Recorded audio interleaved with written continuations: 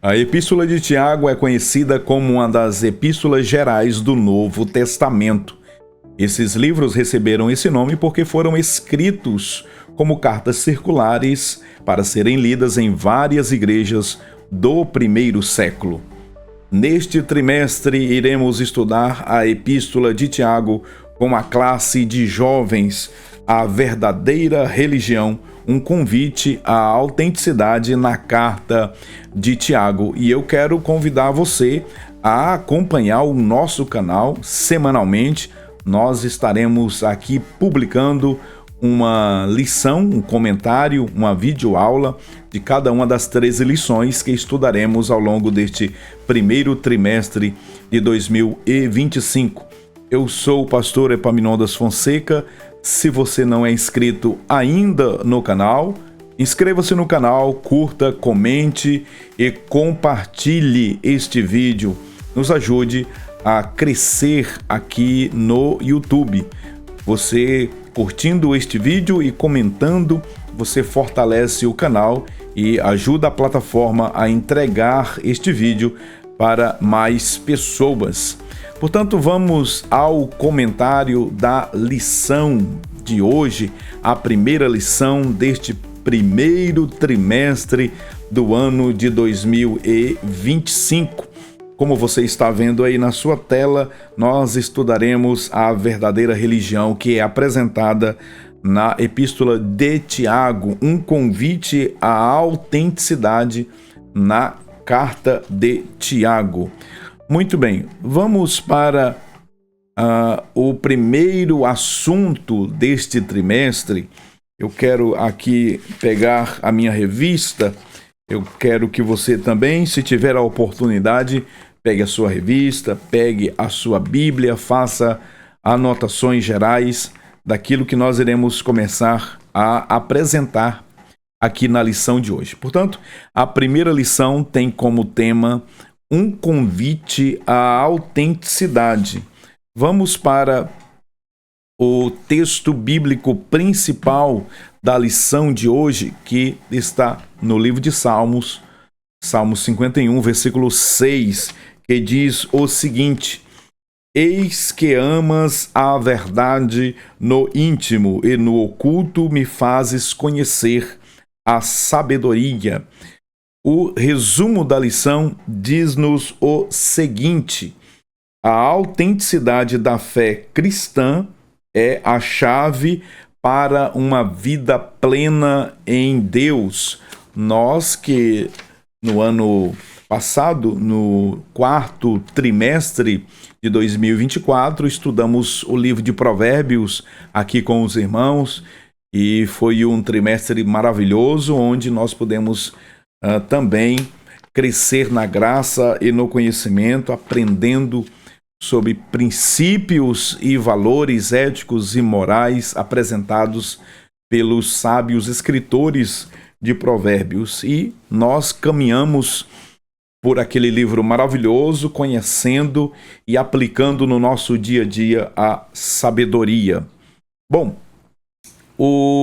os três objetivos da lição de hoje, em primeiro lugar, é apresentar a autoria, o contexto histórico, o estilo e a estrutura da carta de Tiago. O segundo objetivo da lição de hoje, que o professor deve se atentar, é explicar o propósito e a atualidade da carta de Tiago. E o terceiro objetivo é destacar a importância da carta de Tiago.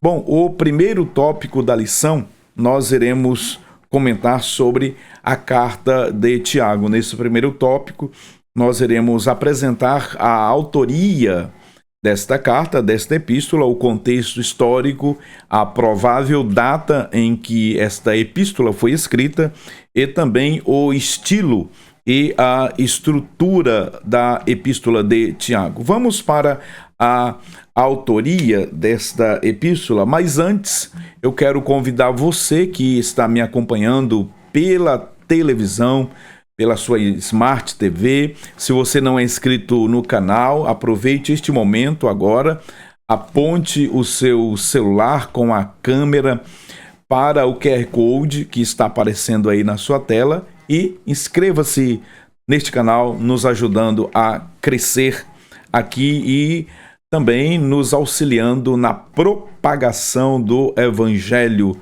de Deus. Bom, a autoria desta epístola, a autoria da carta de Tiago.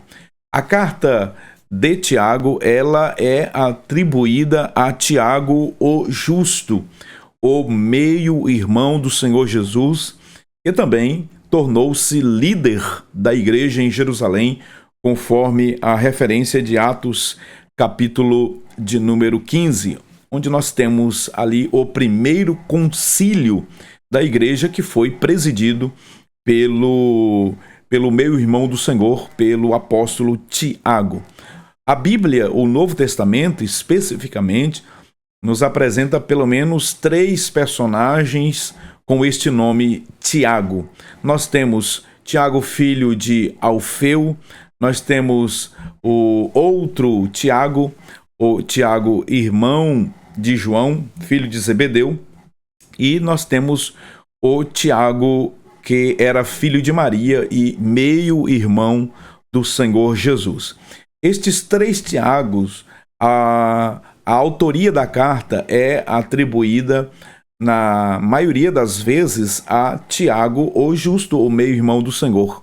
Ou, quando não, a autoria é atribuída a Tiago, irmão de João, ou os filhos do trovão. Bom, a provável autoria, segundo a maioria dos comentaristas, dos teólogos, dos estudiosos, é que, de fato, esta epístola, esta carta geral, universal ou católica, como são chamadas essas epístolas, de fato, foi escrita por Tiago, o meio-irmão do Senhor. Nós temos evidências internas e nós temos também evidências externas da autoria de Tiago. Tiago, ele é considerado aqui, né, no contexto desta lição, como o líder da igreja primitiva ali no primeiro século, até por volta do ano 60 depois de Cristo. É interessante que o apóstolo Paulo se refere a este Tiago em Gálatas capítulo 1, versículo 19, como o meio-irmão do Senhor. O apóstolo Paulo também chama Tiago de apóstolo nesta mesma carta e considera Tiago como um dos pilares, como uma das colunas, juntamente com Pedro e João, da igreja do Senhor Jesus. Olha como que Tiago ele ganhou proeminência entre os discípulos. Falamos assim porque, primeiramente, Tiago, com os seus 3 irmãos e, naturalmente, as suas irmãs, não reconheceram Jesus como Messias, como Cristo, não o receberam assim, com essa missão. O nome de Tiago, este Tiago, nos evangelhos, aparece pelo menos 2 vezes. Aparece no capítulo 13 de Mateus, versículo 55, e aparece também em Marcos, capítulo 6, e o versículo 3. Nesse contexto, os evangelistas nos apresentam os nomes dos irmãos de Jesus por parte de Maria, né? Os irmãos de Jesus, eles são mencionados nestes 2 evangelhos. E o primeiro nome que aparece na lista dos irmãos de Jesus é exatamente Tiago. Jesus, ele tinha pelo menos 4 irmãos homens: Tiago, Simão, Judas e José. E as suas irmãs, no plural. Naturalmente, ele tinha aí pelo menos umas 2 ou 3 irmãs. Bom, no Novo Testamento, além dos evangelhos, o nome de Tiago, como já disse, aparece em Atos dos Apóstolos, capítulo 15, especialmente ali naquela ocasião em que houve aquela discussão sobre a entrada dos gentios na igreja. E Tiago, ele está presidindo aquele concílio, está presidindo aquela assembleia para discutir este tema teológico. E também aparece o nome de Tiago na carta que Paulo escreveu aos Gálatas. Portanto, observe que mesmo Tiago não acreditando no Senhor Jesus, no seu próprio meio-irmão, enquanto ele estava no seu ministério, mas nos parece que Tiago, depois que Jesus morreu e ressuscitou e apareceu a Tiago, conforme a palavra de Deus nos ensina, lá na carta que Paulo escreveu aos Coríntios, no capítulo 15 e o versículo 7, o Senhor Jesus ressurreto apareceu ao seu meio-irmão, a Tiago, e certamente o comissionou para então ser o líder que ele se tornou nos dias da igreja primitiva. Outro ponto muito interessante e importante que nós devemos destacar sobre ainda Tiago é que certamente ele estava entre os 120 primeiros crentes cristãos que foram batizados com o Espírito Santo em Atos dos Apóstolos, capítulo 2. Inclusive o apóstolo Paulo, ele se refere a Tiago como também apóstolo. Veja que coisa interessante, mesmo Tiago não pertencendo ao colégio dos 12, mas o apóstolo Paulo o considerava como apóstolo. Vejamos que o apóstolo Tiago, assim chamado por Paulo, ele tinha um respeito muito grande tanto dos cristãos judeus quanto dos cristãos não judeus. Havia um respeito muito grande por parte da comunidade do primeiro século em relação à pessoa de Tiago. A sua liderança é reconhecida por diversos estudiosos e mencionada em outros textos bíblicos, como no livro de Atos, que aqui já mencionamos. Uma evidência externa, né, da autoria de João, nós já apresentamos aqui evidências internas, várias evidências internas. Quando falo evidência interna, eu estou me referindo àquelas evidências que aparecem no próprio texto bíblico, muitas passagens apontando para a autoria de Tiago, além do próprio Tiago, né? No primeiro versículo da epístola que ele escreveu, no primeiro versículo está escrito assim: Tiago, servo de Deus e do Senhor Jesus Cristo. Observe que Tiago, ele cita o seu nome, ele não o distingue de outros Tiagos, ele não o diferencia de outros Tiagos, naturalmente porque ele era reconhecido, ele era extremamente conhecido na comunidade cristã dos seus dias e, certamente, todos, ao receberem este documento escriturístico, o identificaria como sendo o Tiago, meio-irmão do Senhor. A tradição histórica por Eusébio de Cesareia. Eusébio de Cesareia é um dos primeiros historiadores da igreja, e o que Eusébio de Cesareia escreve sobre os primeiros passos da igreja, né, no primeiro século, nos dão conta que Tiago, ele realmente assumiu a liderança da igreja e tinha uma respeitabilidade muito grande por parte, inclusive, dos não cristãos, judeus não cristãos. Diz Eusébio de Cesareia, identificando Tiago, o meio-irmão do Senhor, como o autor da carta.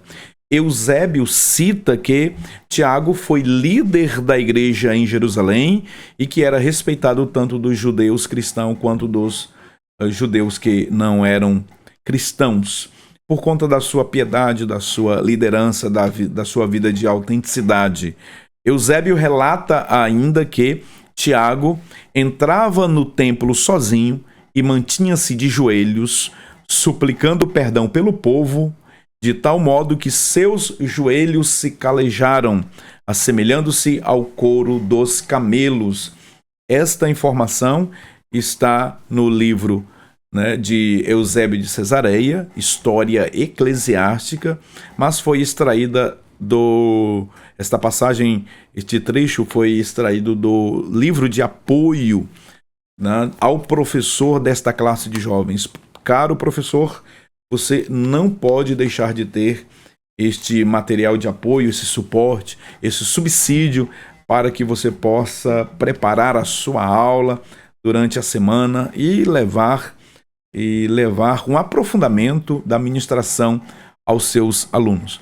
Veja que Tiago, portanto, é conhecido como o joelho de camelos por conta da sua vida piedosa, a sua vida intensa de oração.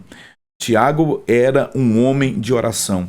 O líder da igreja de Jerusalém era reconhecido por ser um homem que tinha os seus joelhos como joelhos de camelo. Que exemplo, que história extraordinária, que coisa gloriosa nós estamos constatando aqui na vida de Tiago. Bom, o segundo ponto desse primeiro tópico da lição, da carta de Tiago, é o contexto histórico e a data. Bom, Tiago escreveu a carta em um contexto de perseguição. Nós temos a citação de Tiago às 12 tribos dispersas.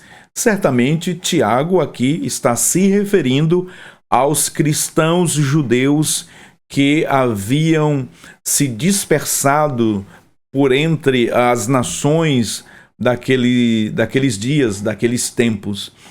É bem provável que essa dispersão é aquela ocasionada pela morte de Estevão, não é?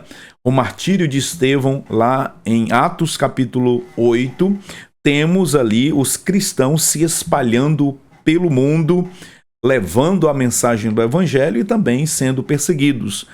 E é nesse contexto que Tiago escreve aos irmãos, né, aos crentes que estavam espalhados por muitas nações estrangeiras, e Tiago escreve esta carta primeiramente com este propósito, não é? De encorajá-los a permanecer na fé. Tiago encoraja os crentes que estavam sendo perseguidos a enfrentar as provações com alegria, com perseverança, esperando no Senhor e na sua vinda, que é um dos temas da epístola de Tiago, lá no capítulo 5, quando Tiago aborda escatologicamente este tema, a vinda do Senhor Jesus. Tiago proporciona, portanto, aqui, neste primeiro capítulo, que é o tema da próxima lição, uma perspectiva prática sobre como o sofrimento pode ser transformado em uma oportunidade de crescimento espiritual. É o que o autor da lição, né, ele chama de mentalidade resiliente. Mentalidade resiliente. O pastor Eduardo Leandro chama, né, esse aspecto da carta de Tiago em encorajar os irmãos, os crentes que estão sendo perseguidos, que estão sofrendo ameaças, que estão sendo mortos, martirizados, lançados às feras nazarenas. Enfim, Roma, a espada de Roma está perseguindo os crentes, mas Tiago está encorajando esses irmãos como líder, como pastor da igreja, orientando-os a permanecerem fiéis, a serem perseverantes, a esperarem no Senhor com paciência, conforme ele também, em uma das suas citações do Antigo Testamento, cita o patriarca Jó, ouvistes a paciência de Jó. Portanto, o Tiago, ele estimula os crentes a terem paciência na tribulação, a perseverarem nas aflições, construindo uma mentalidade resiliente. A mentalidade resiliente é aquela que capacita o crente diante das aflições, diante das lutas, a se sobressair, a transformar as vicissitudes, a transformar os problemas, as lutas, as guerras, as circunstâncias adversas em oportunidades de crescimento espiritual. Isso é uma mentalidade resiliente, é essa capacidade de, então, transformar aquilo que de ruim está acontecendo em uma grande oportunidade de poder aprender do Senhor e crescer em graça e em conhecimento. O terceiro subtópico deste primeiro ponto da lição fala sobre o estilo e a estrutura. Estilo e a estrutura da epístola. O estilo da carta é um estilo direto e prático. Nós vamos verificar o apóstolo Tiago, não é? O líder da igreja, né?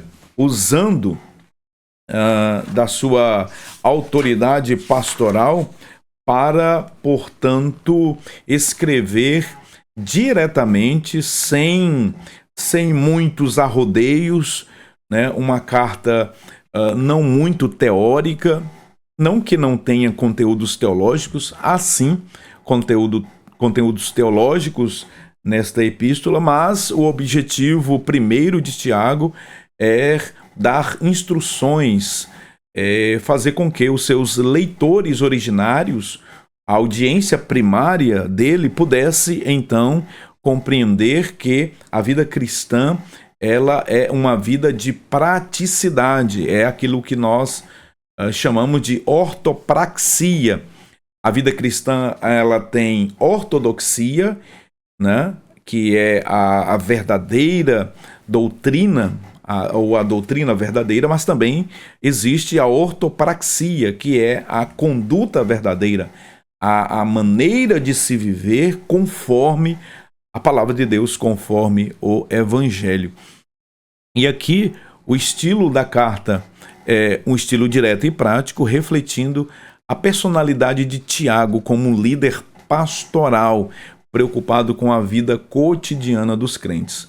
A carta de Tiago, portanto, é uma carta pastoral em que ele traz muitas recomendações, orientações práticas, assim como vimos no livro de Provérbios, que é um livro de orientações práticas, é um livro de sabedoria para o viver diário. Tiago, como também é conhecido como um livro sapiencial do Novo Testamento, nos apresenta esta característica, este estilo e essa perspectiva apresentada por Tiago. Sua estrutura inclui conselhos práticos, exortações e ensinamentos morais, tornando-a bastante acessível e aplicável. Nesse contexto, Tiago fala sobre as verdadeiras riquezas, sobre a tentação, sobre como vencer a tentação, sobre a verdadeira medida dos homens, no capítulo 2. Tiago também trata sobre as questões relacionadas à fé verdadeira, né? Ele, aqui nesse ponto da lição, em que Tiago, no capítulo 2, nos apresenta a fé verdadeira, nós temos uma das principais controvérsias que foram levantadas na história da igreja, sobretudo no período da Reforma. A epístola de Tiago, ela recebeu duras críticas por Martim Lutero, em razão da ênfase que Tiago dá à fé manifesta pelas obras, enquanto que o Martinho Lutero, ele via a carta de Tiago como um escrito oposto àquilo que Paulo escreveu. E como nós vamos constatar no propósito da carta, não era este o propósito, a intenção de Tiago. Assim, fica claro que Lutero ele se equivocou na sua análise da carta de Tiago. Portanto, nós temos aqui um estilo direto e prático da Epístola de Tiago, conselhos pastorais para a vida cotidiana e também uma estrutura de aconselhamentos, né, ensinos, exortações, né, para que o cristão, para que o crente possa viver a fé verdadeira. Muito bem, vamos para o segundo ponto da lição. O segundo ponto da lição trata sobre propósito e atualidade da carta de Tiago. Propósito e atualidade da carta de Tiago. Bom, aqui nós vamos verificar o propósito da carta, a aplicação prática e um convite à autenticidade. Propósito da carta de Tiago. O principal propósito é incentivar os cristãos a amadurecerem na fé, enfrentando as provações com alegria, sabendo que a prova da fé produz a paciência. Vamos verificar isso em lições subsequentes, especialmente na lição 2, da lição de número 2, onde veremos a autenticidade em meio às provações e tentações. Vamos conhecer um pouquinho melhor deste propósito, mas Tiago aqui incentiva os cristãos a crescerem, a amadurecerem, a adquirirem a maturidade cristã. Eu tenho dito que somente crentes maduros conseguem lidar com situações adversas sem a murmuração. Somente crentes maduros que atingiram um grau de maturidade espiritual conseguem dar glória a Deus em meio às lutas, às adversidades. Portanto, nós vamos aprender com o apóstolo Tiago a respeito, né, da maturidade cristã, que é como saber enfrentar as lutas, os problemas, as provações com alegria. Esse chamado ao crescimento espiritual é central em todo o texto da Epístola de Tiago. O alvo de Tiago é que os crentes vivam a sua fé de uma maneira sólida e demonstrem a verdadeira maturidade que a fé em Jesus, que a fé em Cristo pode produzir. Portanto, nós temos aqui um dos principais propósitos da Epístola de Tiago. Como disse anteriormente, ele escreveu esta epístola com a intenção de aconselhar os cristãos judeus, a incentivá-los, a exortá-los a perseverarem na fé diante das aflições, das perseguições, das lutas e até mesmo do martírio. E um dos temas centrais da Epístola de Tiago está no capítulo 2,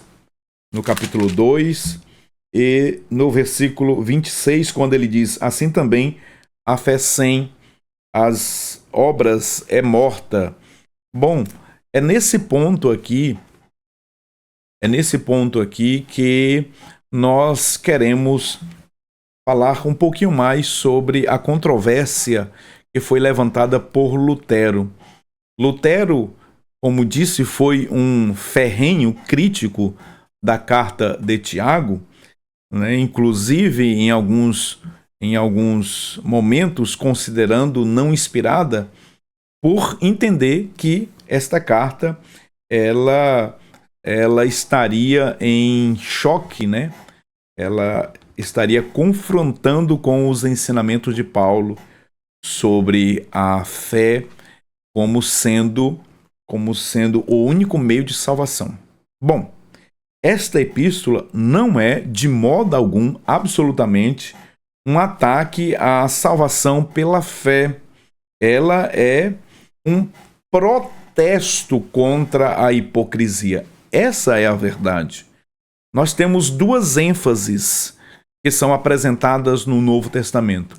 Uma ênfase por Paulo e uma ênfase pelo escritor sagrado Tiago. A ênfase de Paulo é que nós somos salvos pela graça por meio da fé, e isso não vem de nós, é dom de Deus. O que Paulo escreveu aos Efésios, no capítulo 2, versículo 8, um texto muito conhecido e que nos parece uma leitura equivocada de Martinho Lutero do texto de Tiago, quando ele diz que Tiago estava, de certa forma, contrariando os escritos de Paulo, e não é isso.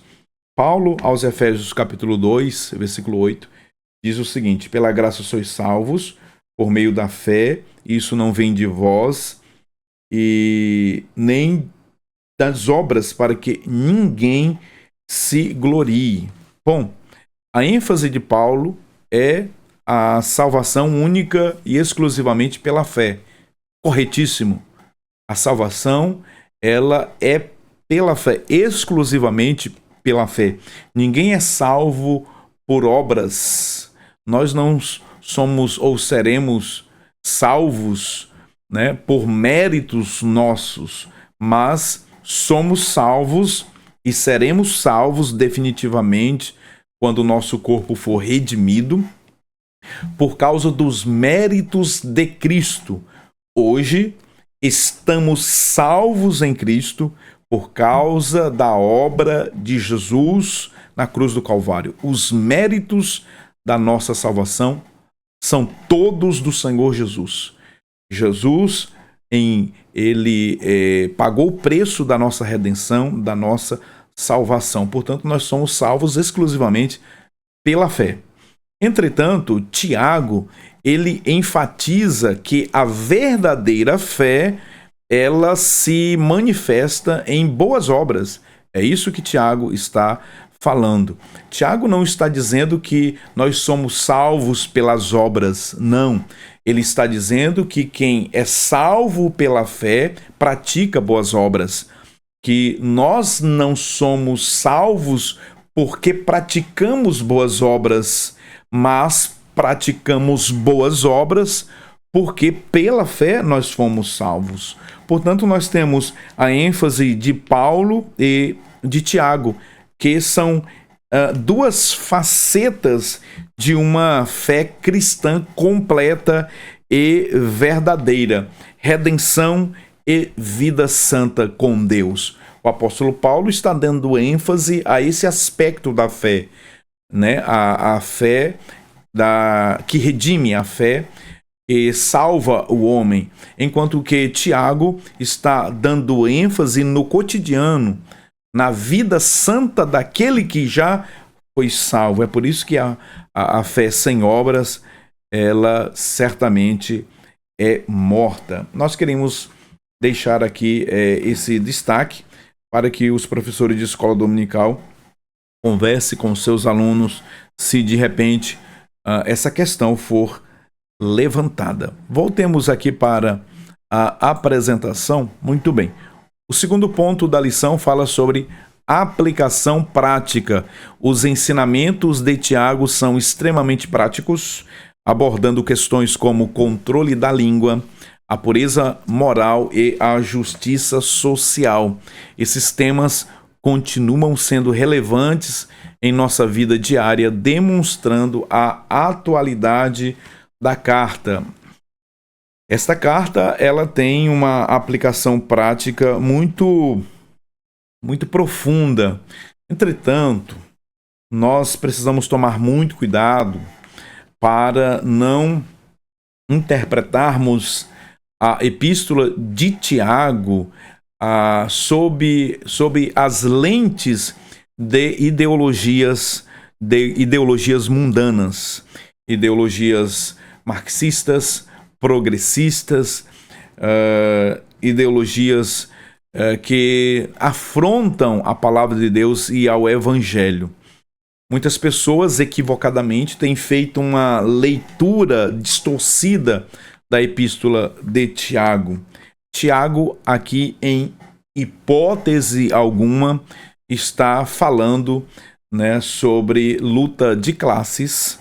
Tiago não está falando de uma estrutura que é opressora sobre a outra.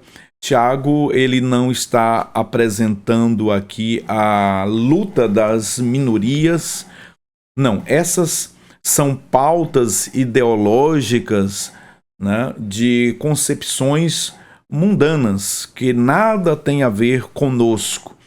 Nós precisamos olhar para este livro sagrado com as lentes do Espírito Santo. O apóstolo Tiago, quando ele traz para nós aqui questões como o cuidado com as viúvas, com os órfãos, né, as questões sociais, Tiago, naturalmente, ele está nos apresentando o verdadeiro amor cristão, o amor de Deus, que na vida do cristão deve ser manifesto, deve ser praticado, deve ser vivido e não apenas falado. Nada tem a ver com questões ideológicas, políticos, partidárias, agendas progressistas que são apresentadas na atualidade, como, por exemplo, trazidas aqui pelo comentarista da lição no livro de apoio, né, que são questões contemporâneas, como a teologia da libertação, luta de classes, que mais que são apresentadas aqui pelo comentarista, a teologia, a dita teologia feminista e tantas outras, né? A teologia da ideologia de gênero e tantos outros assuntos que têm mais cunho político-partidário do que teológico propriamente dito. Que nós possamos estar atentos para não enveredarmos por este caminho, para não tomarmos essa senda e então desvirtuarmos o verdadeiro sentido da epístola de Tiago quando ele a escreveu. Seguindo o terceiro subtópico da lição, antes do terceiro subtópico, Tiago, capítulo 1, versículo 22. E sede cumpridores da palavra, e não somente ouvintes, enganando-vos a vós mesmos. A carta de Tiago, portanto, é um tratado, é um protesto contra a hipocrisia. A fé apresentada por Tiago aqui é uma fé manifesta, é uma fé que se concretiza em obras, em ação. A fé não é um sentimento simplesmente interno que está internalizada dentro do homem.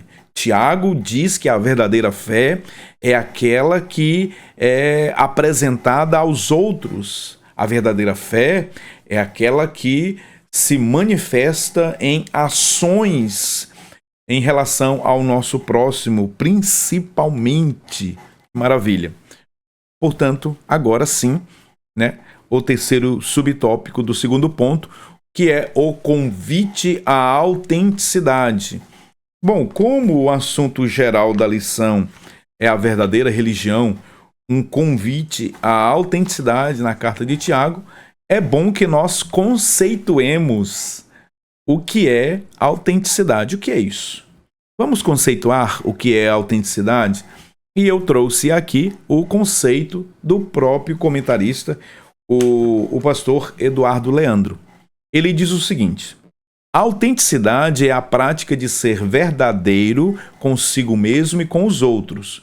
Observe que uma pessoa autêntica é uma pessoa verdadeira, é uma pessoa correta, é uma pessoa proba, é uma pessoa honesta, é um crente que nada tem a ver com a mentira. Aliás, o pai da mentira é o diabo, conforme o próprio Senhor Jesus disse em João capítulo 8, versículo 44. Não é possível que um jovem, que um cristão, que um crente ande na prática da mentira. Existem pessoas que, infelizmente, vivem em função da mentira. Uma mentira sendo contada para sustentar outra mentira, um abismo chamando outro abismo. No trimestre passado, inclusive, nós estudamos aqui, né, a proteção contra esses males, né?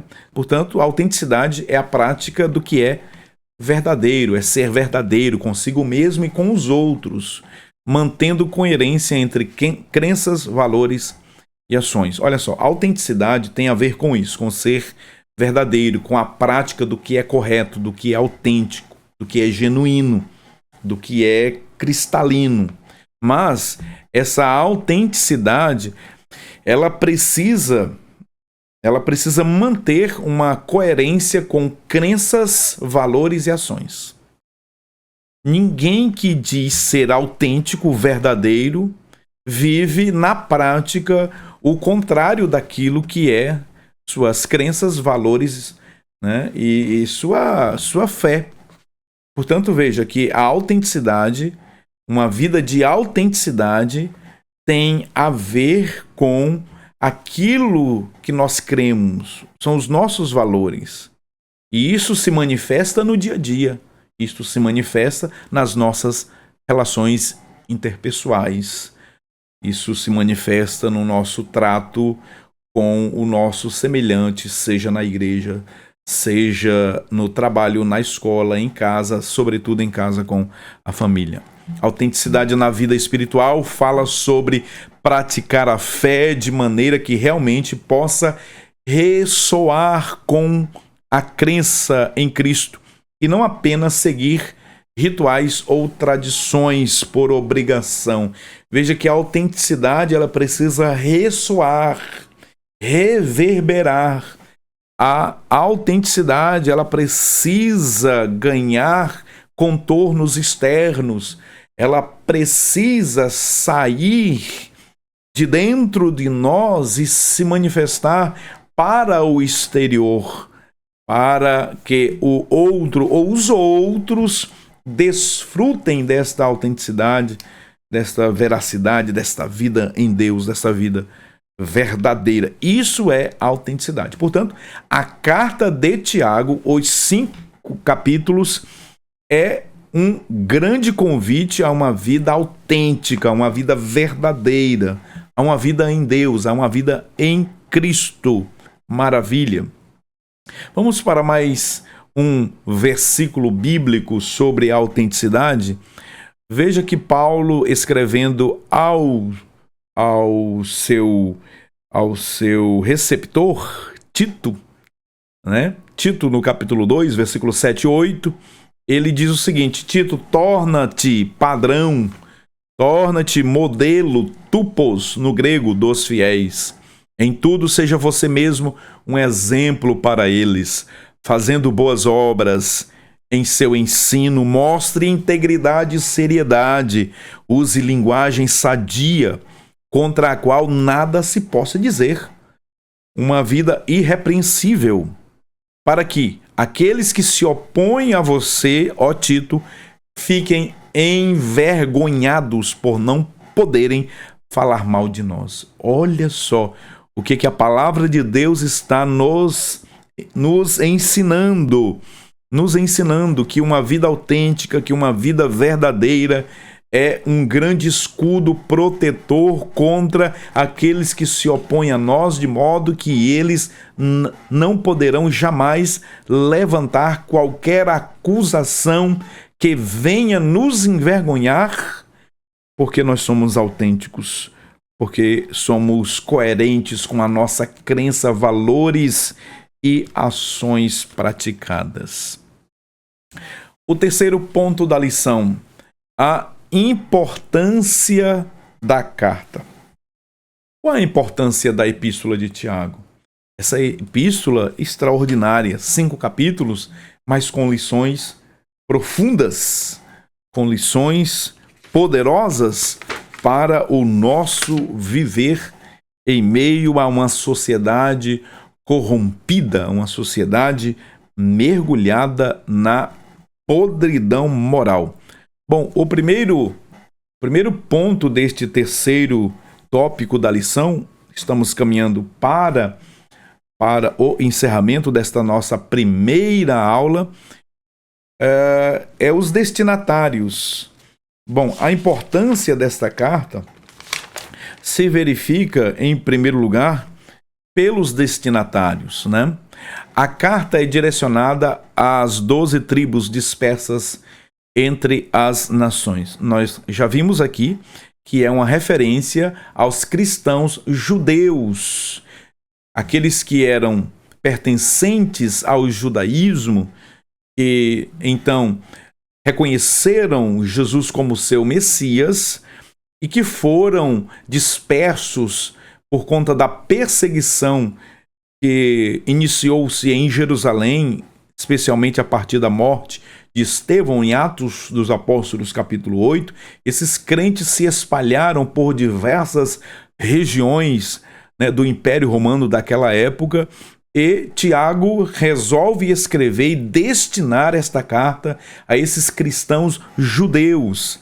A epístola de Tiago é a carta, é o escrito mais judaico de todos os escritos. Tiago faz menção às 12 tribos de Israel, uma clara menção aos filhos de Jacó. O capítulo 2, versículo 2 da epístola de Tiago faz uma citação à sinagoga, né? A sinagoga, portanto, o local onde os judeus eles cultuavam ao Senhor, Jeová, a Yahvé, a Hashem. Então, os judeus dispersos, cristãos judeus dispersos, receberam de Tiago esta maravilhosa carta de reforço espiritual, esta carta de incentivo, esta carta de consolo, de exortação, né, de incentivo a que eles permanecessem fiéis ao Senhor que os chamou. Estudiosos colocam o período da carta, né, como após os acontecimentos registrados em Atos, que é a dispersão de Atos, que causou a morte de Estevão e levou o espalhamento dos outros cristãos, a dispersão dos outros irmãos por entre as nações daquele tempo. Embora ela tenha sido escrita para os primeiros judeus convertidos, seu conteúdo é útil para todos os crentes em Cristo, claro, em todas as épocas. Evidentemente que os escritos de Tiago para a sua audiência originária, ou seja, para os seus leitores primários, aqueles da sua época que receberam a carta, nós chamamos de auditório primário ou audiência primária ou leitores originais. Estes escritos, por volta do ano, entre o ano 45 e o ano 59 ou 60, nós não podemos precisar, mas foi entre esses anos que a carta, que a epístola foi escrita. Os leitores de Tiago, eles puderam ser revitalizados, puderam ter sido fortalecidos por esses escritos maravilhosos, assim como esta carta ela tem uma aplicabilidade para nós também. Hoje nós temos nesta carta também, né, um grande consolo, um grande conforto e também palavras duras de exortação para vivermos em pureza e em santidade diante de um mundo corrompido. Por que nós afirmamos que esta carta foi escrita até o ano 60? Em razão da ausência de qualquer menção ao Concílio de Jerusalém, que aconteceu em Atos capítulo 15, onde o próprio Tiago presidiu aquele colóquio, aquela assembleia, aquele concílio. Sendo Tiago presidente daquela assembleia, sendo Tiago líder da igreja em Jerusalém e no mundo naqueles dias, naturalmente, algo nesse sentido seria registrado nesta epístola se ela tivesse sido escrita depois daqueles acontecimentos. Vimos lá em Atos 15 a preocupação de Tiago com os gentios. Tiago tinha, apesar de judeu, apesar de um defensor, né, das tradições judaicas, mas Tiago ele tinha uma visão de recepção ampla dos gentios convertidos a Cristo Jesus, conforme nós vimos em Atos capítulo 15. Portanto, nós temos aqui os destinatários, sendo, né, os cristãos judeus que estavam espalhados por todas as regiões ou países ou nações daquela época. Veja que a carta direcionada às 12 tribos dispersas entre as nações, nós estamos falando de judeus que saíram da região da Palestina e estavam a centenas, quem sabe milhares de quilômetros de distância da região ali da Palestina, né, de Jerusalém também. Veja que maravilha eles poder receber do líder da igreja uma carta como esta, que primeiramente chama a atenção para a perseverança diante das provações, das tribulações, mas que também exorta os seus leitores a viverem uma vida íntegra, uma vida de autenticidade, uma vida de santidade diante do Senhor, não importa onde eles estivessem em qualquer parte da terra. Bom, ainda dentro, né, desse assunto, estudiosos colocam o período da escrita da carta após os acontecimentos registrados em Atos. O slide aqui está quase que, na verdade, está repetido. Vamos aqui para o segundo ponto da lição. Relevância da carta para a igreja primitiva. Vamos meditar um pouquinho na relevância, né, dessa carta, a importância dessa carta para a igreja primitiva. A carta de Tiago servia como um guia moral e espiritual, ajudando os cristãos a manterem sua fé em meio às provações. A epístola de Tiago foi uma das primeiras a ser escrita no Novo Testamento, né, das cartas, das epístolas, e portanto ela estava naqueles dias servindo como uma bússola moral e espiritual para os cristãos que estavam espalhados por entre as nações. Aqueles que estavam vivendo tribulações, perseguições, que estavam sofrendo por causa do nome do Senhor Jesus, eles receberam consolo e conforto nas palavras escritas, inspiradas naturalmente pelo Espírito do Senhor, escritas por Tiago. A ênfase na perseverança e na ação prática reforçava a necessidade de uma fé viva e ativa. Aquilo que nós vemos comentando ao longo desta lição. Uma fé viva, uma fé verdadeira, uma fé plena, uma fé completa é uma fé que faz e não apenas diz, mas é uma fé que diz e uma fé que faz. É uma fé que tem ação, é uma fé que tem obras, é uma fé que age, não é uma fé inerte, não é uma fé passiva, mas é uma fé ativa, é uma fé viva. É uma fé que, diante da necessidade do outro, ele não apenas ora e despede a pessoa de barriga vazia. Ele ora, mas ele coloca a mão no bolso, se ele pode, e ajuda o necessitado. Essa é a fé apresentada por Tiago. A fé com obras, a fé prática, a fé viva, a fé em atividade plena. Aí está a relevância da carta de Tiago para a igreja primitiva. A igreja primitiva que estava, principalmente, né, os judeus cristãos espalhados pelo mundo, necessitavam dessa orientação do seu líder espiritual para que eles pudessem saber como se comportar, como agir diante dessas circunstâncias, diante das provações e das tribulações. E por fim, a importância dessa carta para a contemporaneidade. Qual é a contemporaneidade, a atualidade dos escritos de Tiago? Na carta de Tiago, nessa epístola geral, nesta epístola universal, nós encontramos temas extremamente importantes, necessários, fundamentais para o nosso viver diário. Temas como a importância da oração.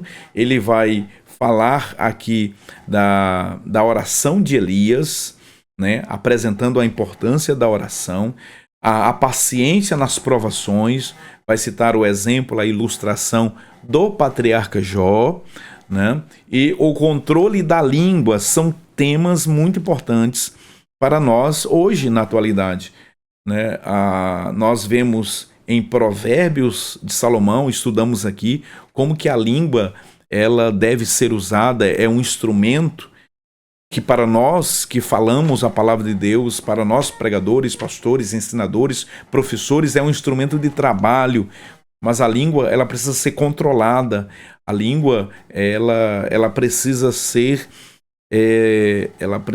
domesticada. Ela deve estar debaixo do controle do domínio próprio, que é um aspecto do fruto do Espírito. Nós vamos trabalhar uma lição aqui específica sobre este tema. A oração e a paciência nas provações são orientações, são lições valiosas, extraordinárias para a nossa vida contemporânea, para a atualidade, para nós outros. Portanto, nós vamos estabelecer hermeneuticamente uma ponte para que nós possamos ler o texto de Tiago e então aplicar às nossas vidas na atualidade. Para finalizar, Tiago capítulo 2, versículo 26, que é um dos principais versículos ou um dos versículos chaves desta epístola. Porque assim como o corpo sem o espírito é morto, assim também a fé sem as obras é morta. Fé viva em Deus, ela necessariamente tem obras a apresentar. Ela tem ações a apresentar.